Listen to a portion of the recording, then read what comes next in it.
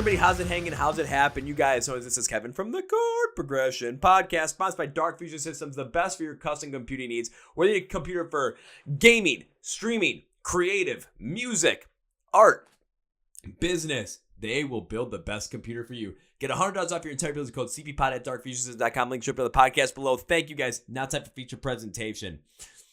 We have Adam from Oceano on the podcast today. Yeah, I said that right. We have Adam from freaking Oceano. How cool is that? They are going out on the road with Last 10 Seconds of Life and Awaken Province to get you guys ready for some new music.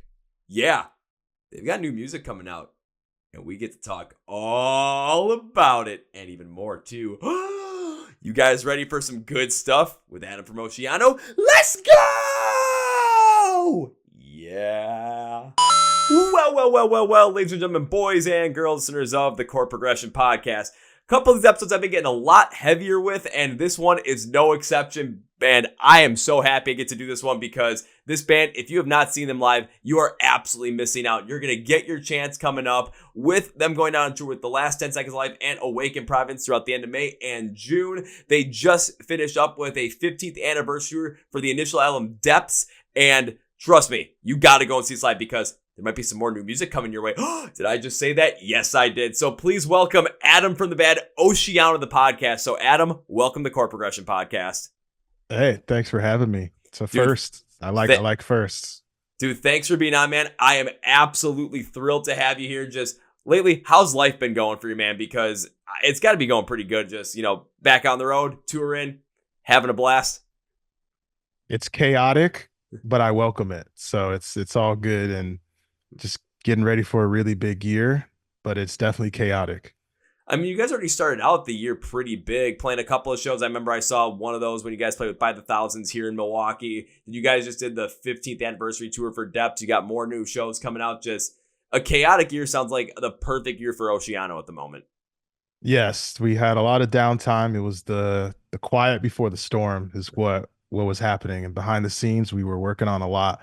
It's finally time to share what we've been working on. Ooh, so let's go through this. During that downtime, or not during the calm before the storm, what were you getting in depth with what you were working on? I know it's probably new music, but what were you really getting into with the creation behind it and the overall ideas and inspirations you were having during that process? It was really about tying a lot of the loose ends. We had the art, we had what some might see as the product in the industry. We had that all sorted, and really it was just about the timing and lining it all up, fitting it within other people's schedules and things like that. And we had to take a little moment to pull back. We had some things pop up, but I don't want to give away too much too soon because we're literally right at the cusp of it. But it took a lot of planning, and it was a learning process as well. Good things can't be rushed, and this is definitely going to be a good thing for Oceano fans. I think anything that isn't rushed is definitely going to be a good thing because you're giving it the time to breathe. You're giving it the time to really figure it out, especially from a creative standpoint from your end, so that when it comes time for the fans to really get into it, get in depth with it, we're going to be able to hear this. We're going to be able to feel this. We're going to be able to feel the emotions behind it, really get into it to the point where you're going to get not only the Oceano fans to get more and more in love with the band, but you're going to start to win over even more new people that come to see you play live. Because when I saw you play live for the first time, I swear you guys won me over in the first maybe 10 seconds. It was that quick. What show was that? Do you remember? It was March 16th at X Arcade in Cudahy. You guys played with By the Thousands, Still Stay. You were there. Yeah. That was your first time? That was my first time ever seeing you guys. Oh, that's awesome. That's a good time to come in for sure. Yeah, that was a really, really cool show. That one we actually had to cancel last year. So that was really top of the list to make sure we could make that up to everyone in Wisconsin. That's like a second home. That venue is the closest thing to back in the day. We used to play Kenosha a lot. And so that venue to us is kind of like the spiritual successor to what we used to do when we would just destroy shows at Kenosha. So that was cool to sell it out. And that was your first time seeing us. So good timing.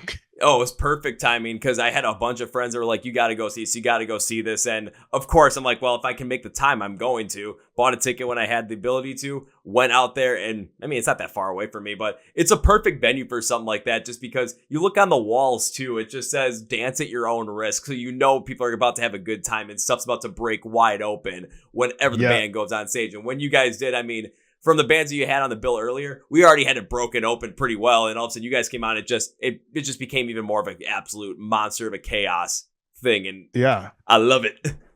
I'm glad people enjoyed it. We got to pretty much, the locals had a little bit of the promoters calling that, but I definitely got an email asking, hey, what do you think of these bands that were some of the local openers too? So we got to have a hand in that whole lineup. And a lot of the shows on that 15 anniversary, we got to have for the first time our hand picking, cherry picking, specific bands that we thought would fit. Really, that was the first time you guys ever had the chance to really do that. I'm a little surprised by that. But again, I'm To not that into the level, full world of like where you guys are, yeah. where you have the ability to do that. So I'm a little like naive to that whole situation. To that level where it was even down to the local bands, and even if we didn't have a local band that we wanted to suggest, we still, especially for the Midwest shows, we actually got sent an email like, hey, check this band out, what do you guys think? We were really involved. Usually we can often, get, if it's a co-headliner or direct support band, we'll have some say in that, and maybe even below that on the bill, but never to the extent of the local acts themselves, and just making sure that we thought, they would bring it for the crowd, no sleepers. Yeah, that's something that I'm actually really interested in to hear, like, especially from you, what like your overall idea was to really select these bands and how you really got in with all of these, just because you have the ability at that point to not only find local bands and help support them and get them on a show where they're going to get their music heard in front of a lot of people that are really ready for something like that. But it also goes back to the idea of you guys are taking that direct approach with this to support new music, to support those new artists, what's going to be coming next. Because if we're not going to support what's coming next, then like whatever we love is just going to end up like, kind of teetering out or petering out towards the time as time goes on, because there's not going to be many new people getting into it. But taking that approach and supporting it when you have the ability to is incredible. Yeah, it's definitely fun. We come from the local Midwest scene, and we still identify with it a lot. When we're close to home, we're essentially a local band. We just have a lot of, opportunities, and a blessing to be there. And we want to always spread that outwardly. Yeah, because you guys are from like the Chicago area, right? Yes. And We're scattered, but we've been around, especially me. I've moved around a lot in my days doing the band, kind of become like a heavy metal gypsy kind of thing mhm. lots of the time. But I always find my way back to Chicago for family, for the band, even when I'm not permanently living there. Yeah, I find my way down there way too much, just because if there's no shows coming to Milwaukee, I know they're going to be in Chicago, and it's like I gotta go down there, I gotta have a blast. And I know I wore a Rise Against shirt for a reason today, Oh, so nice. yeah. Yeah. Repping it. Absolutely. And then now going into this upcoming tour you guys have coming up with Last 10 Seconds of Life and Awake in Providence, just how did this whole entire thing come together? Because that, just looking at the lineup right there, that looks like a tour where if you go to the show, it's going to just be absolute chaos, but the most fun chaos you're ever going to see at a show. Yes. It came about pretty easily. We have a really awesome team, so pretty much everyone on our team is guys that we've grown up with. Some guys have worked with us in the past, and now they're back on. So we have a really good finger on what the scene is doing, what bands maybe aren't, to what we believe, getting enough exposure, and we really want to help them out, whether they're friends or not. So realistically, the last 10 seconds of life is, they're super close with us. We've been friends with them for a while. I met them even before Oceano ever did shows with them. So they're really, really cool, especially the guitarist Wyatt. He's a good friend of ours. So we got really close with them on some runs, and just, passing each other, on the road and stuff. So we got suggested because they were available, and it was an easy pick for that. And then to the same degree, our agent suggested Awaken Providence. We just didn't know who was available, and so we had basically a list, in a sense, maybe a couple lists to pull from. And then I saw that they were on the list, and I was like, absolutely, because that's a band that I've been watching for a long time before this black and deathcore thing became super popular. So they're one of the bands that are, whether people realize it or not, they are one of the bands that actually were kind of being one of the flag holders for this like deathcore black metal blend that has become very popular. They haven't had their moment yet. So it's really cool to bring them on, and hopefully we can get them up there with the rest of the bands that are getting the spotlight. I'd say let's really hope for that too, because once again, it kind of speaks back to that piece of you guys supporting these acts that you just, if you have a chance to support them, you have a chance to help them grow, have a chance to get more people to listen to them, you're taking that full force, and it's a fantastic thing. Plus, when you think about the whole entire deathcore genre as it is right now, you think about it, I'd say like maybe 5 years ago, not that many people were as into it, but then you had a couple of bands that really started to grow and really take that to new heights. Like we've seen what Lorna Shore has done with that more cinematic style, seeing what Slaughter Prevail is doing with Alex the Terrible and just really going after it with his whole entire persona. I just recently talked with Taylor Barber from Left to Suffer, and their different ideas and how to blend ideas together just is really taking more people and bringing them into this whole entire genre that is deathcore and really getting a lot more eyes on it. So we have a band like you guys with Oceano that has been here for quite some time, allowing a lot of these other bands too to continue to build up through your own support as well. It's just going to continue this cycle of better support, better bands, better tours, more fans coming in, and it's going to create that positivity around every aspect of this community. Exactly. It's still about community. I think there's definitely some folks in the industry that have lost sight of that were right there, in the same pit as me.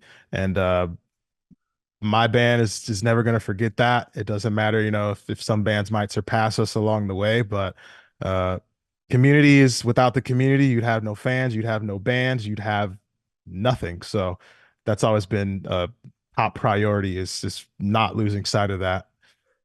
I'm still a little surprised that people would be forgetting about that whole sense of community, because a lot of us got into this music or really joined around this because we felt that sense of community. We felt that sense that we have a lot of people around us that actually enjoy some of the same stuff we do, feel a lot of the same things we do, and it's a place where we can come and be ourselves and we're not going to essentially be judged for it. So I'm surprised that there'd be a lot of people that maybe have grown in this and have forgotten what the actual reason why they joined it in the first place was.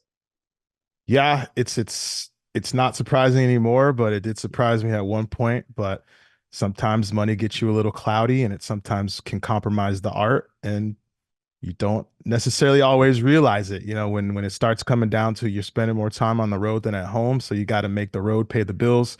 There's lots of different variables, but uh, that's always a struggle. I feel, as an artist, is trying to make a living off of your art and your passion, but also not lose yourself in the grind and the stresses and the shininess of making money off of your art and your passion.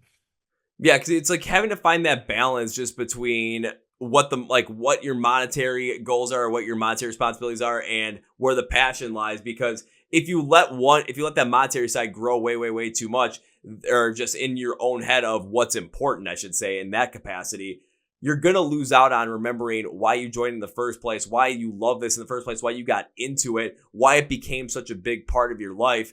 And then it essentially becomes more of this, not necessarily say a chore, but it just becomes more of this responsibility that you have to keep going. You have to keep the machine going, and you're not going to end up enjoying it as much because of all the money that's in there that you're trying to focus in on. So you forget about the things that are going to help support the overall rock and metal community, everyone that's there, the new bands that are coming up, because the most focus then is going to be on what the bottom line is for you and your overall, what your bank account says, basically. Exactly. It's been helpful for me to I've just completely stopped caring about that. What I care about is providing the Oceano fans exactly what I know they want out of me and the band. And I know they want that because we've already spent 15 years doing it our way, the entire way through. So now I know which people specifically like what I do just genuinely with my art. So now I can lean into that even more and really, really give them what they want, because it's never going to be anything but what I want as well. So that the new album is definitely that and more. The new album is definitely that more. We're just going to get more of what Oceano is, what you guys really see in yourselves, what the creative process is that you guys want, and no little extra piece in here of, oh, this is what the industry is going for, or this is going to be popular on TikTok, and that's what we're trying to go for. And it's that genuineness and that absolute authenticity, which speaks volumes, especially to a lot of people now in a world where everything we see online, all these different things that we're looking at, all these different things we're exposed to, there's always a falsehood or a facade in front of us that makes us question, is this actually real? But when we listen to music that you guys put out, that you guys put out with Oceano, that you guys are performing out live, and we see that, we know it's authentic, we connect with that, and then we get even more of the band because we know what you guys are doing is absolutely 100% real. I like hearing that. We're definitely, if anything, I can't really necessarily speak for all my guys to that heavy of a degree, but I'm definitely an anti-establishment type of person, and it goes down to from the top to the bottom, even down to the music industry. It's one of those things, you got to play the game, but you got to play the game smart, but you can also play the game and use it to your advantage while not necessarily selling your soul in the process. So that's definitely where I stand with Oceano and what we're doing. I'm glad that you stand that way. Just because I think about, I mean, I'm wearing a Rise Against shirt, so I've got to speak to the punk rock aspect of that, where there's the anti-establishment piece to it. You have to stand up. You have to have some sort of morality to what you believe in, and you can't just sell it out based on the fact that the music industry is going towards this route, or someone says that if you don't do this, then you're not going to get paid this amount of money, whatever it is. It's standing on those like morals that you have specifically. It helps build up that community around you. It helps build up the genuineness, and it just keeps that status flow going for yourself, where we love what you do. We feel that energy. We see it live, and we want to be a part of it, because not only does what you're doing fuel us in terms of what we love to listen to, what we love to get into, but by you being able to stand up for what you believe in, it also inspires everyone else to do the same thing. Yes, definitely.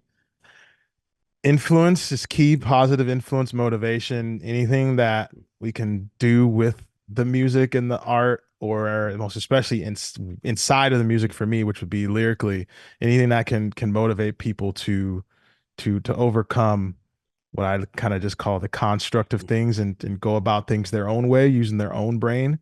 That's definitely what I'm about.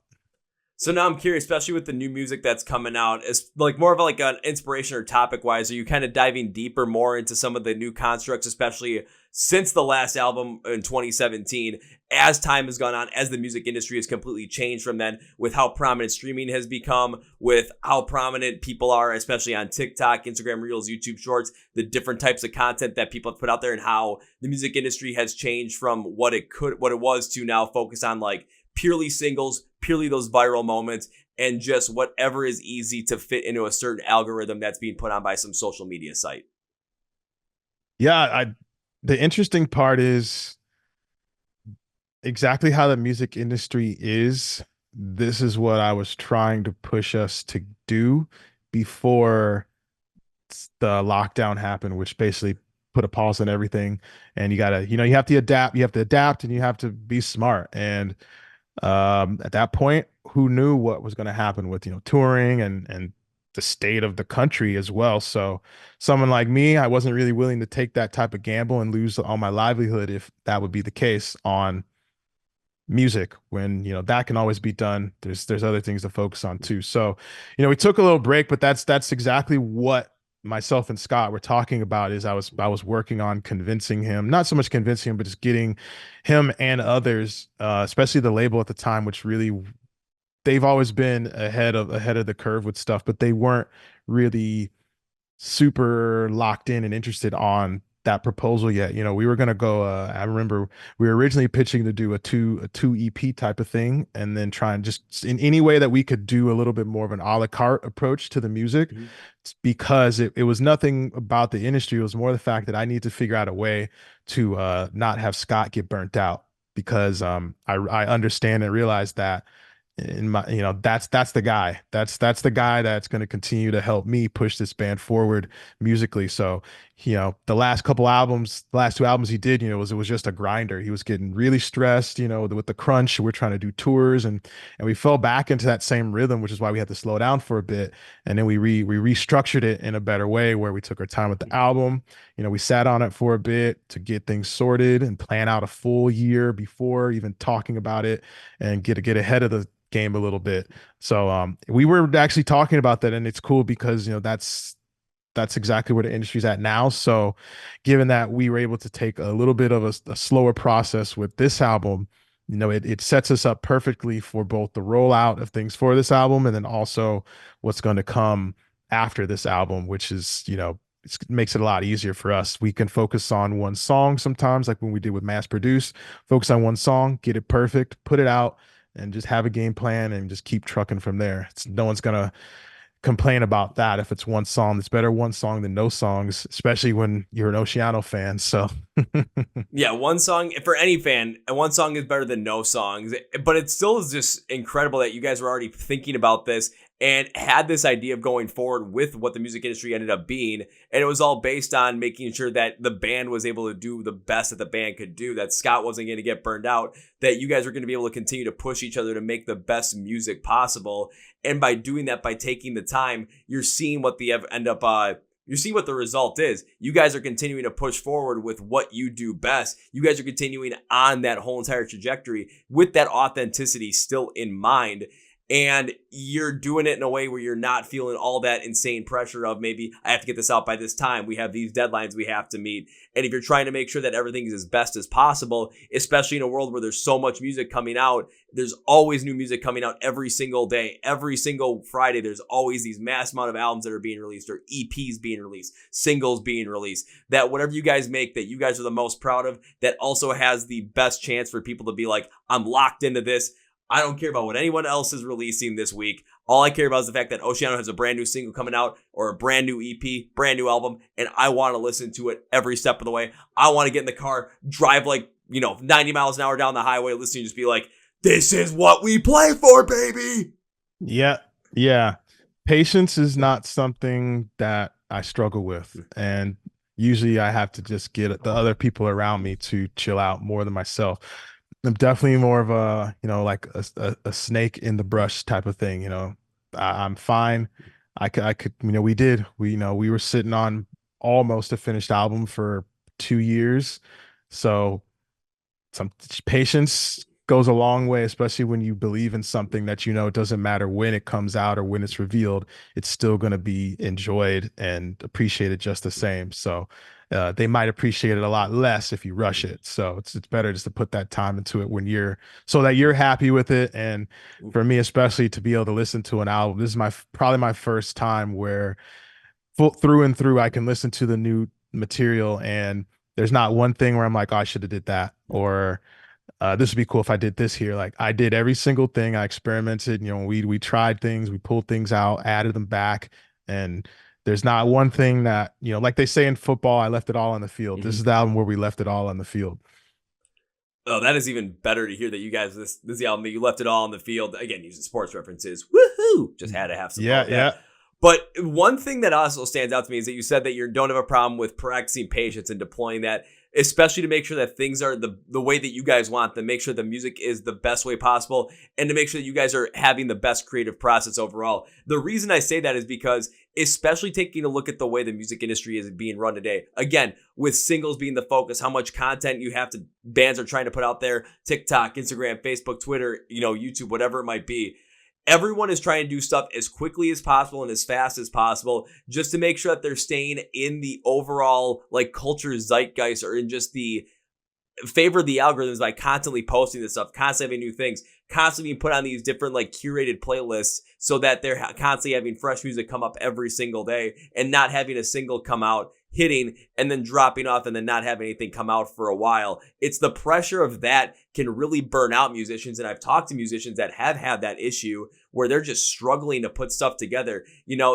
I recently talked to Lauren Babick from Red Hand Denial, and she knows a lot of people who it's like, well, we have to do this for TikTok and this for Instagram and this and this and this. And it takes away from the creative process of the music. You guys are just taking the patience with it to make sure that it is the best that it can possibly be. You guys are the happiest with it, and that's the most important thing, because if you guys aren't happy with the art that you create, then you guys aren't going to enjoy it, and it's just not going to come through as great as you possibly can be if you were absolutely 100% behind it. Oh yes, agreed. And it's been fun. Me personally, I've come into the content world from different circumstances than just the heavy-handedness of the industry. So to even at this point still come to these realizations, understandings that the way the industry is now when it comes to the support content side of it and things like how you roll out stuff, it's a little bit exciting for me. It's a lot exciting for me because it just allows me to be more creative, and I don't really have um I have a never ending flow of creativity. And so now, whereas we've been creating universes and these experiences and these themes and stuff off of an album, now we can expand that universe to something even bigger. So this album is definitely the the the opus to blending all of that into one, which is something that, when we did, I mean, that's 2017. So, the industry was drastically different then. So it's a lot bigger of a universe that people are going to see with Oceano moving into this new era that we kind of we dragged our feet into with the new way that, of the industry. We took our time, but I don't think we're gonna miss a beat at all. We're just dropping into it running.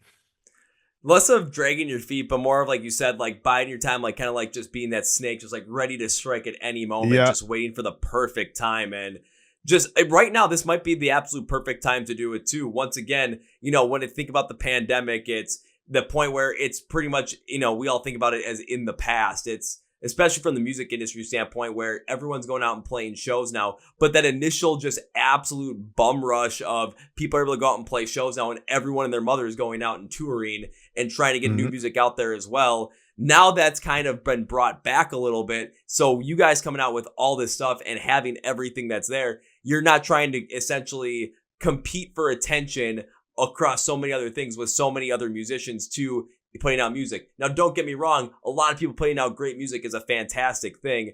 But from a Mhm. human standpoint, from a fan standpoint, there's only so much bandwidth we can have to remember these things, listen to these things before potentially jumping to something new, just to kind of give ourselves a break from music. Like, oh, I have to go to work today, or I've got to go see family. Well, you're not going to be like in the full like zeitgeist of it at that point in time. So the fact that there's not necessarily as much as there was back in like 2021 or 2022, you guys have the ability to really expand on this whole universe that you're going to be able to create with this and have the best reach for it because people are ready for it. The genre that you guys are in is continually growing.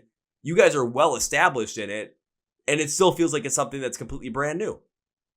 Yes, I would definitely agree.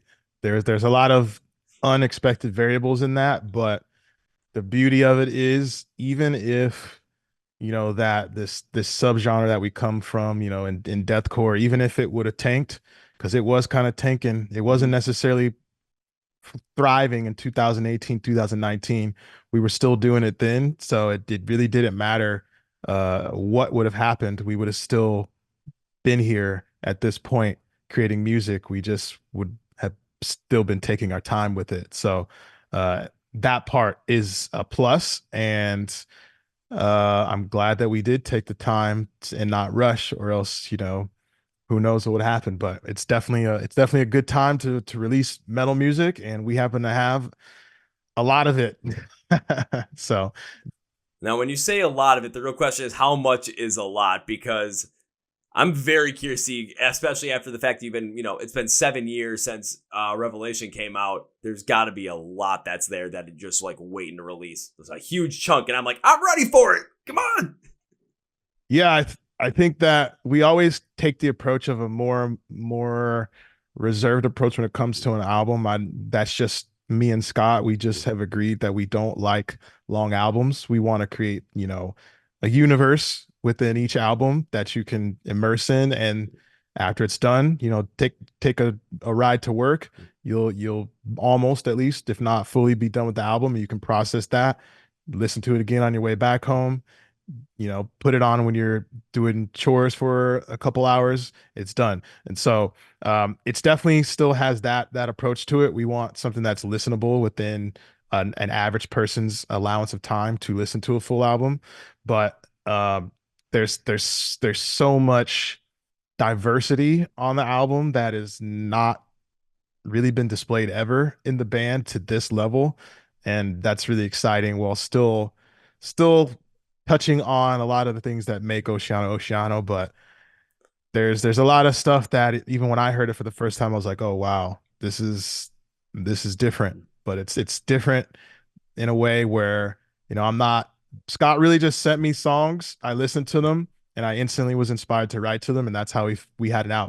By the time I pulled back, out of my focus and I counted the songs in the folder, it's like, oh, we have an album right there. And I called Scott. I was like, hey, did you know we have a full album of material? And it just kind of went from there. So there's a lot going on in the music, lyrically, musically, the behind the scenes creative side, how the album was had even come together. So it's a lot. It's a lot.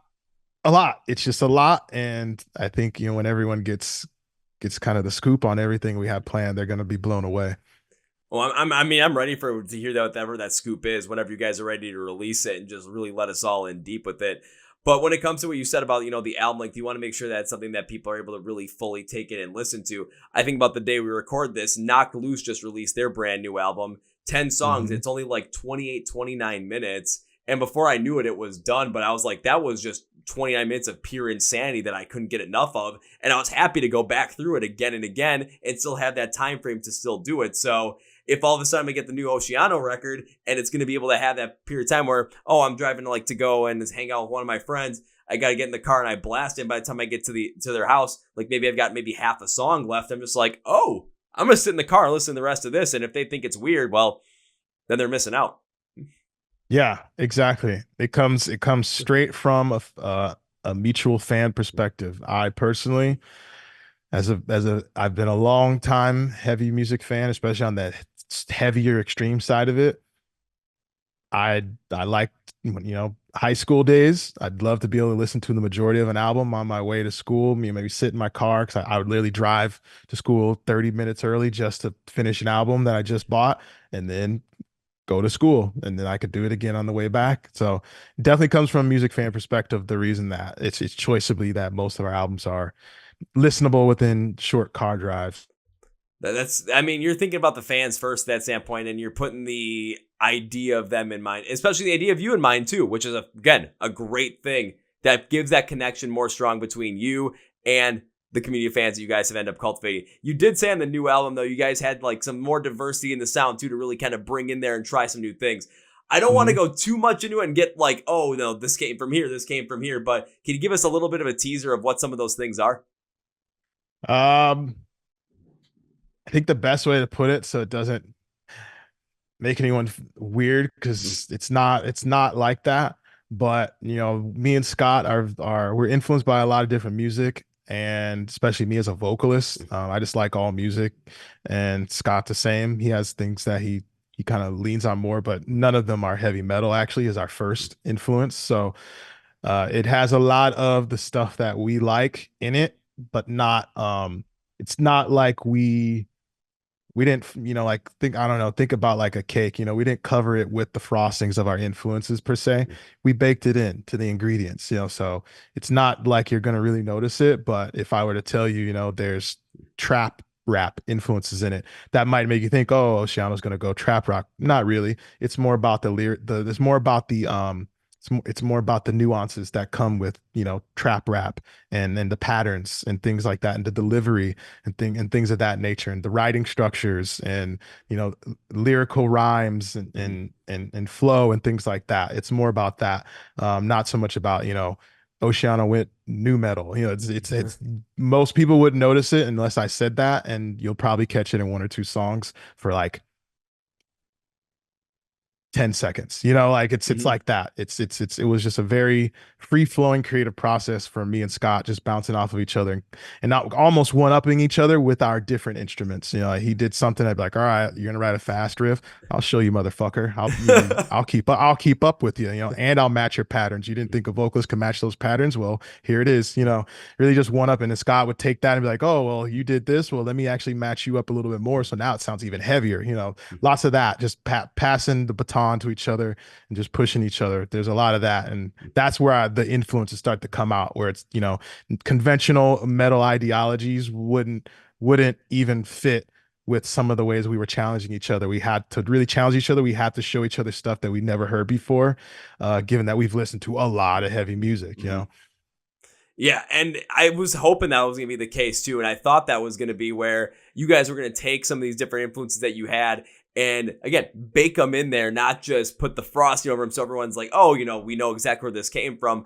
Because when you're able to do something like that by taking different influences from all these different, use trap rap as an example, just take a pattern, a certain flow, a certain concept, and just put it into the song in some capacity, maybe to make a transition piece from one part of the song to the next really just stand out in a completely different way, then it still has the complete Oceano flavor to it, but now it's a more expanded idea based on the fact that you guys pushed each other to try these different things, to one up each other in this, and that constant back and forth of just, okay, you're going to try this. Okay, it's influencing me to try and make this better by doing this. Then going back with Scott, he's trying something different. You're trying something different. That constant back and forth, it fosters the creative standpoint. It brings in more of who you guys are to the music because you're playing around with those influences with your sound.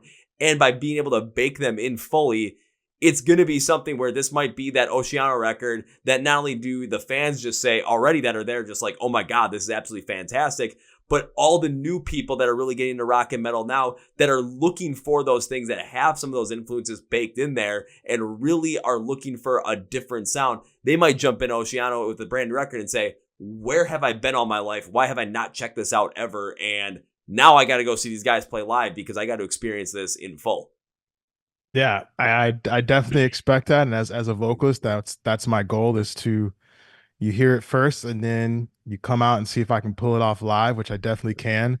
And then there's the connect there, or it might be on the musical side, or it's just the whole thing, which is just it's massive in itself when you put it all, when you listen to it just as a singular piece, whether it be the album or song to song, that's when it really comes together. So we definitely keep that in mind. And I think the beautiful thing about it, you know, just to really dance back on that trap thing again, just to, for some of the fans, you know, the thing that, you know, when I say that, I'm pretty confident that most Oceano fans can sit easy in that, because it's already been proven that, you know, we have the music down. Scott's amazing, but also when it comes to the lyrics, whereas, you know, as a music fan overall, if I heard any of my favorite bands speak on something like trap rap, I'd be like, oh shit, these lyrics are gonna suck. But I think, like, you know, what Oceano fans can understand and always rest easy on is, doesn't matter what influence I say I'm pulling from at certain times, that part is never gonna falter. Is the actual lyrical content and the delivery performance side of it. It's never gonna slack. So I just want to toss that in there too. It's a very deep album, and I think that a lot of, across the board with the music, the contents and everything, people are they're gonna be spending some time on it if they really want to uncover everything and try and, you know, see all these different nuances that we've thrown into it, you know, inside the album, the performance side of it, and how we incorporate these new songs, the why of why the songs are in the set the way they are, and all these different things. It's gonna be really fun. If you like, we've had this wave lately, which I think it's great, of people who like to investigate things. This is definitely a time where if you want to go on get in some rabbit holes, this will be definitely the time.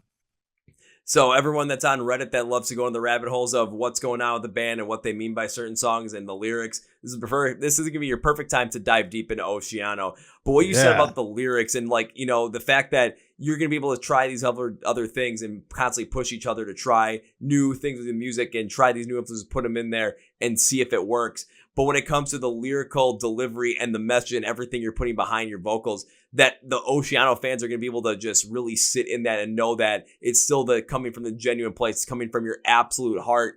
and it's just you're pushing yourself to try something that's going to enhance it overall. That is a powerful thing because, again, I'm still wearing the Rise Against shirt right now. I think about listening to them back when I was, in high school, and as going back, they had much more of this raw, visceral sound. The lyrics were sometimes more upfront and brash, but they were still had this poetic nature to it where the delivery was incredible. It was beautiful. You just really could get immersed into the overall thing that Tim was talking about or singing about. Now, back when they released No Regeneration 2021, the sounds weren't as upfront. They weren't as brash because the sounds evolved over time. But the lyrical delivery was still just as powerful. The poetic beauty behind it, you could really still dive into. And a lot of people got incessantly behind it as well. And I've got a feeling that it's the exact same way with you guys with this brand new album coming out where we can dive deep into the vocals. We can dive deep in the lyrics. We can dive deep in the delivery of the message. And it's going to come across as genuine as you guys have always done. Yeah, I would agree. It's well put. Like it's especially because we went back to the guy that I think maybe we should have stuck with for the rest of the albums, just because he was the one from the jump. Joey Sturgis mixed and mastered this one, so he did our first album, and I have experience working with him, and just it's all coming full circle, and it's gonna be cool. And Joey did a good job of making sure everyone in the band was heard on the recordings, and he did the same thing on this one. And that's what you're talking about with the Rise Against. When everyone can be heard on the album, it makes it all come together the way it's supposed to be. So now you got me even more excited for this album than I already was, knowing that Joey's the one that produced it, just because I had Joey on the podcast last year and I got to see really what his creative process was, go in depth with it, and how he helps pull out that creativity and pull out the best overall sounds for a band that he's working with. And then I got to talk with Shaylee from the band Dayshell and how he worked with them and how that all played off together. I'm like, everything that Joey Sturgis touches, I end up finding a lot of beauty in it because of the way he's able to pull that out of everybody and show the voice of everybody in the band on the album. Now knowing that you guys worked with him for this new one, shit, that's pretty much a guarantee that's going to happen at this point. Yeah. So not to discredit him, but actually myself and Scott were the producers of the album, along with a friend, Nick Nativo, who we've gone to since Ascendance. So we were at different points. And also a friend from Salt Lake when I was living there named Kai. We were in different parts. Think of it like, think of any bigger style of music where me and Scott are the writers, but we had a lot of other people, friends that came on board. Scott's brother actually helped him with a lot of it. There's a story behind that I'll let him tell in the future, but there's a lot of people that we care about and that care about this band that helped us in some way, whether it be one song, 30 seconds, or more, produce the album. But me and Scott led the helm on production. Joey Sturgis mixed and mastered it, so we sent it to him, and he put his special sauce on it and got the levels the way we wanted to make us all be heard the way we should be. Well, I'm definitely glad you clarified that for me, because that just made me even more interested in this thing. Just seeing not only the other people that have been connected to this album to help you out with it, but the fact that they also have such a close connection to you guys already to help you make this as good as possible. I would love to hear the story about what Scott's brother did, but that's a story for him to tell. That's something that he's got to bring to light. And I'm pretty sure you guys are going to tell that story, and it's going to come out at the absolute right time, because you've got this timing stuff down right now for this album. Everyone's ready for it. Everyone's ready for new music. And I'm getting more amped up every time you speak about it. I'm like, when is this? I'm like, when will this full thing come out so we can just amp it up even more? Like, I can say that when I found out when it's coming out, I was actually surprised that it's that soon. So it's and the beautiful part that I've told people that I have talked about it is, just because it even is a little bit away, it doesn't mean that there's not a ton of stuff to hear along the way. So it's pretty much as of a few couple sun and moon cycles away from today, we'll be in it. It's super close, and I've been waiting probably longer than most, because we weren't even hinting about a new album until it was pretty much done. But it's been a long process. There's even some people that have heard a lot of it already if they were around when I was recording lots of the stuff live. So I wanted to also give the fans that were the most attentive, that did have the patience opportunity to be a part of it, the history of it. And so there's only probably maybe I would only count, I would hope at probably about 100 to 150 people that probably heard even a little bit of it while it was being created, but those people are a part of the history now. So I'm sure they're the only people that are more excited, if not equally excited, as me about the release. Again, you had me interested here at the beginning, and every time you spoke, it just kept going up and up and up. And now I'm up here now, and it's still going just based off of what you just said, bringing the fans in for that piece. Oh dear Lord! And I'm gonna have to put that in the bottom of the like banner for the video. Be like brand new album, a couple sun and moon cycles away. So just be ready for yes, that I like that. It's definitely what it is. At least for the news of when, for sure. But in this, it's the cool thing that I like about the industry, especially when you have a good team, is the win doesn't the win, when you give them the win, you should never leave it at that. You got to give them something also to gnaw on for a little bit. So it's more than that. Yeah, because now I'm like, yeah, we got like some time frame, which is not like super long, but I'm like, I still don't know when it is, but I'm ready to nod. I'm ready just to get deep into this album. I'm ready to get deep into more new music from you guys. So I can't wait for this to come out. And I'm hoping that everyone that gets a chance to see you play live goes and sees you play live with Last 10 Seconds Live and Awake in Providence. I mean, if you're going to miss out on this show, you better have a good reason, because you shouldn't be missing out on this show. I know. I know. Yeah. It's going to happen. Unfortunately, unfortunately it does. But just as a funny joke, there are going to be people that miss out on it, and probably like 10% of those people are going to be on our platform saying, "When are you coming to this place?" And I'm going to have to tell them we were just there 2 weeks ago. That's usually the case, but it's chill. But yeah, I think that this definitely, there will be those people that miss out, and this is definitely one of those tours where there are going to be some people kicking themselves in the ass for missing it, because in my opinion, Last 10 they're not slept on, but there's some people that just haven't caught on to just how sick Last 10 is. And of course, Awaken Province too. I haven't seen them live yet though, but I'm certain. But Last 10, I can speak and vouch on that. That's a band that is just, they're disgusting. I can't even put it into words. They've consistently been one of the heaviest bands in our scene. So if anyone has not seen them and didn't know about them, they better come if they know about us, because the whole lineup is just, it's stacked. I'll say you better show up, because I am insanely jealous of everyone that's going to be able to go to those shows, given the fact that the tour route is not necessarily coming much anywhere near me. However, I am still incredibly thankful I got to see you guys play in March and really take that whole experience and get to enjoy it. And also, yeah, that's a good one. Absolutely crazy, because that was so much fun, man. That was a good one for sure. It was. Well, I got one more question for you before we wrap this up. It's something I love to ask everybody on the podcast I bring on now, because it helps us get to know more new music, get to know more new artists, support them, and lets us know what you're interested in as well. So I like to limit it to 3. So can you name me 3 bands or artists that you absolutely love right now that you would love to see more people get into? I think they're probably all doing great, especially the first one I'm going to say, Seven Dust. Yes. I would, I'm not going to do you like that, but if I could, I'd put them in all 3. But so I'll just say them 3 times. Seven Dust, Seven Dust, Seven Dust. And I did some digging on the history of that band, especially in the last few years. And I see a lot of connection to, what I've experienced as a musician, and just the grind. Just throw an example, like MTV didn't fuck with that band at all. Like the mainstream just did not get it. And, now there's tons of bands that you could probably put to the same style as Seven Dust. So that's a band that I think they've been a trailblazer of a specific type of metalcore before metalcore was even a thing. And they're doing great now, and I love to see it, but I would love to see them do more, because there's always that when are they going to slow down kind of thing with them.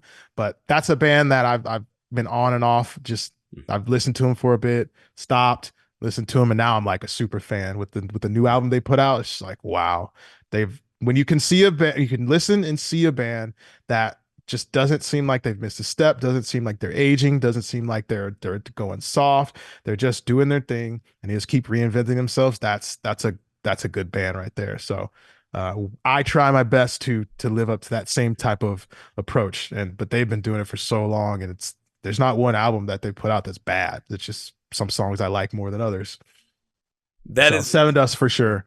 I'll say that's completely fair. I actually got to interview LJ before You Truth Killer did? came out. Yeah, I did. Amazing. I That's actually, awesome. I that was the first time I ever played hooky from work to go and interview an artist, and I was like, I have to do it for LJ. Like, I get the chance. Why I'm not gonna mess this up. I'm not gonna miss out on this. And Oh, it yeah. was beyond incredible. So, and any chance That's awesome. anytime Seven Dust comes around, I'm like, I have to go and see them because they're just that good. Yes. It's insane. And they're heavy. So Are- heavy. So, are we gonna get an Oceano Seven Dust tour at some point? Hey, you got to connect with LJ. Let him know. I would. And next time I get a chance to talk to him, I'm gonna bring it up. I'm gonna make sure to bring it up, or I'm gonna tell people you have to like start like messaging Seven Dust, like go on tour with Oceano. It'll be heavy, it'll be awesome, and you're gonna have a great time. That's why. Oh yeah, Scott actually grew up on Seven Dust. That was one of his first heavier bands that he really got into. So Scott has even deeper roots connected to Seven Dust than me, but definitely love that. Definitely, we'll have to start trying to make it happen now. So Yeah.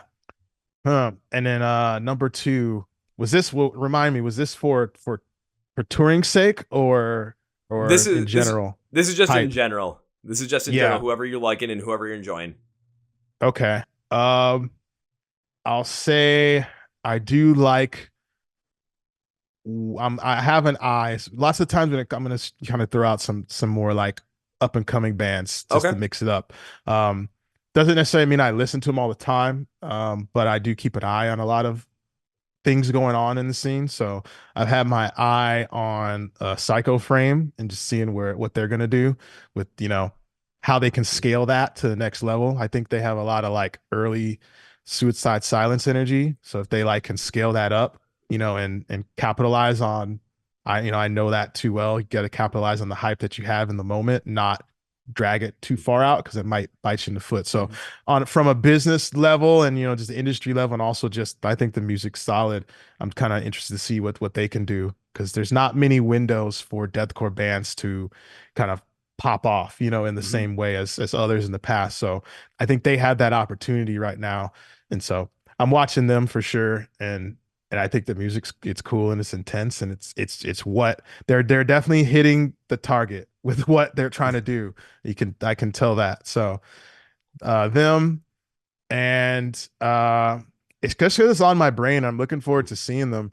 Dying Wish. I've been really, I have, like I said, I don't listen to much metal on a regular basis, but I'll listen through a full album, and if I like it, I'll probably listen to another album, and then I'm like, okay, I'm a fan, but I just don't spend my time listening to like bands like I used to.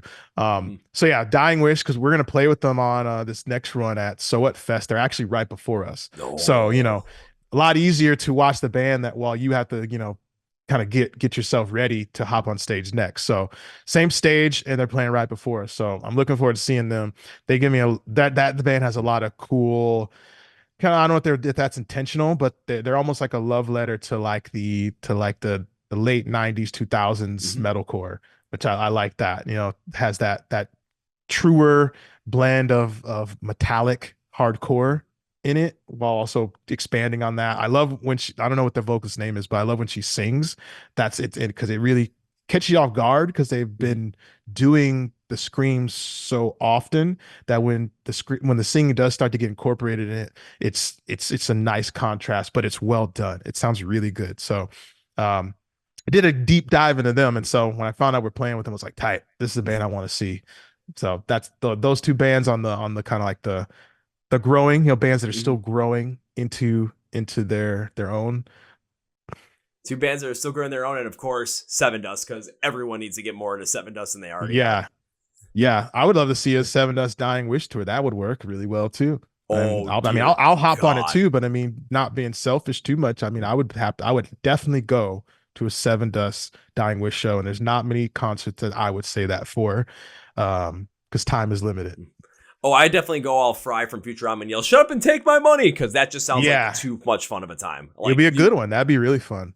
Oh, it would be absolutely incredible. Well, Adam, I do want to thank you for being on the podcast today. It was absolutely incredible talking to you. I will close this out with 3 things. So first things first, when it comes to Oceano, when it comes to knowing when the new music's going to drop, when it comes to knowing when they're going to be coming near you, so you don't have to go online and say, come here, even though they were just there like maybe the week beforehand, and stay in contact with them, stay in connection with them, so you know what's going on. Go link strip to the podcast below. It says find Oceano online, link symbols for everything, for where you can stream music, where you can buy some merch, where you can find them for live shows, where you connect them online. All that's going to be down there. So go and check it out. I got you covered. Now it's time for number 2. Adam, whenever gets to the podcast and join the podcast, I tend to make a certain promise way to say thank you. I really appreciate you being on the podcast, and I would love to continue to support the band in the future. And this is how I do it. It's a promise of when I get to see you perform live for the next time, because I already saw you perform live once, and it was fantastic. I would love to say, I'm going to go all Liam Neeson on you, look for you, pursue you, find you, say hi. And the promise is first round's on me. Oh, I like that. I like that a lot. You got me really sold. I'll say the only caveat is I hope to God I'm not, completely just beat the hell up after the show, but I'm pretty good at this right now, so I should be fine. Well, here's the problem though, my friend. Maybe you didn't, but you really set yourself up for something, because I'm just going to go online and find something nice and premium for us to have a nice little cheers and a drink to the album. I am perfectly fine with that. If I set myself up for that and just have a nice cheers to the album with you for that, I am all in for it. We're getting that tequila with the bell on it. I'm thinking that's what we're going to do. Have you seen that? I actually have some of it in my house. Oh, you do? You do. It's so good. Nice. Is it good? Okay. Now I'm in more. I haven't tried it yet. Yeah, we'll definitely grab some of that then. And well, that's the plan. That's the promise, man. Made you a promise, and I aim to keep it. Amazing. And now it's time for number 3. I cannot end this by saying goodbye, because Adam, this was absolutely fantastic. I would love to have you back on the podcast again in the future. I am planning on it, and I'm making good on that promise. This is not goodbye. This is, I'll see you later. Hell yeah. I like it. Well, folks, with interview with Adam from Oceano, now it's time for Kevin's final thought. So I got to speak about the genuineness that comes from this music. So listening through this whole entire episode once again, going back through and thinking about it, what Adam had talked about the new music was they had constantly done stuff that was just genuine to them. Think about the creation process of it, how they wanted to try and redo it, especially after the release of Revelation 2017. So Scott wouldn't get burnt out, so they could come up with the best possible thing. That stands out incredibly well for something like this. Then you go into how they put in these different influences in there and how they try to constantly be better through this process and why it took so long as well. And by deploying that patience, it allowed them to create what they wanted to create, be the most proud of it, and grow within it as well.